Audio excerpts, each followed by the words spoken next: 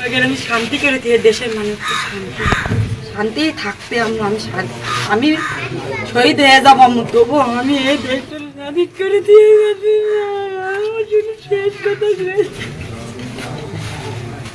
আসলে ছাত্রদের ওই কমিটমেন্ট ছিল বলেই আসলে পরিবর্তনটা হয়েছে।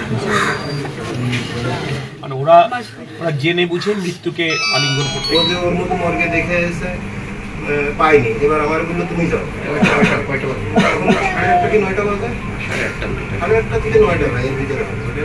পরবর্তীতে আমি যেও পাইনি, না পারি আমি তো বুঝতে পারতেছি 3 জন শর্ট, 2 জন এইখানে। দুটো থেকেই উনি বলছেন, বাট আপনারা দেখেছেন কখন দুর্ঘটনার কথা? আমরা দুর্ঘটনা জানছি বসেন, আপনি বসেন, বসেন। 5টার দিকে আমি খবর আসছি 5টার দিকে। কি করছে? আমি বলি ওখান থেকে আচ্ছা, আল্লাহ তাআলা গেছে নিয়ে গেছে এবং তার উসিলে আপনারা ভেসে যাবেন ইনশাআল্লাহ। মানে ওইটাই। কিন্তু আমি আপনার সন্তান হারাচ্ছে, এখানে আমার কোনো সান্ত্বনা দেওয়ার সুযোগ নেই, আমি সেটা দিব না। আমি শুধু দোয়া করি আল্লাহ যেন আপনাকে সবর করার তৌফিক দেয়।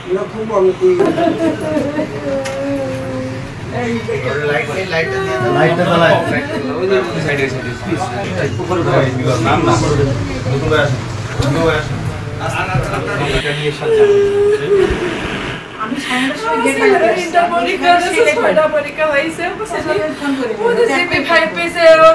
পুরস্কার আছে ওর মধ্যে। আমার ছেলে কি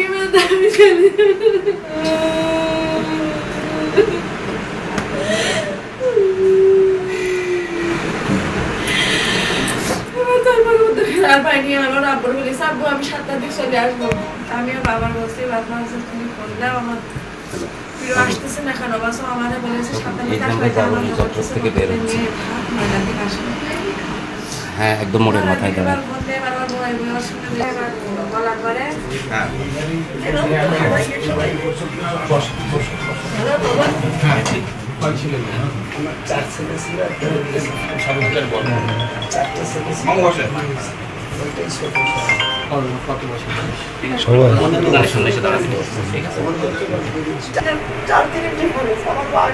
আমার বাবা কিছু 3 বছর এই বাচ্চাটাকে নিয়ে আমার